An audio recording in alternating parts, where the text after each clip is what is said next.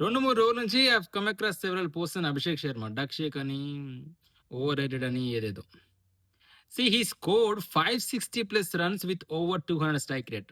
అట్లా more than 500 over 200 strike rate తోని కొట్టింది ఇద్దరు వైభవ్ సూర్యవంశి అండ్ అభిషేక్ శర్మ.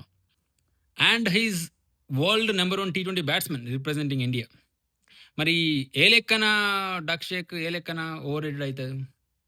అంటే ప్రతి మ్యాచ్ ఆడితేనే గ్రేటా? ప్రతి మ్యాచ్ ఆడితేనే ఉన్న కాంట్రాక్ట్ రాసిచ్చిండా?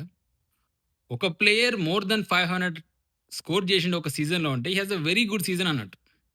నాకు తెలిసి ఇదేదో ఎస్ఆర్‌హెచ్ మీద ప్రేమతోటో, ఎలిమినేటర్‌ల మీద ఓడిపోయినానో బాధతో కాదు చేసింది. It's pure hatred. లేకపోతే ఫ్రాంచైజీ మీదనో, ఆ ప్లేయర్ పైనో, ప్లేయర్ నచ్చక చేసిన ముచ్చట. ఆర్ఎల్స్ క్రికెట్ నాలెడ్జ్ లేకుండా ఏదో అటెన్షన్ కోసం పెట్టిన పోస్ట్‌లే ఉండాలి. లేకపోతే మ్యాచ్ చూస్తే నీకు ప్రతి మ్యాచ్‌లో వస్తున్న మోస్ట్ వాల్యుబుల్ ప్లేయర్ లిస్ట్‌లో అభిషేక్ శర్మ కూడా ఉంటుండే. మరి ఏ లెక్కన జస్టిఫై చేస్తావు ఆ పోస్ట్‌ని, కమెంట్స్‌ని?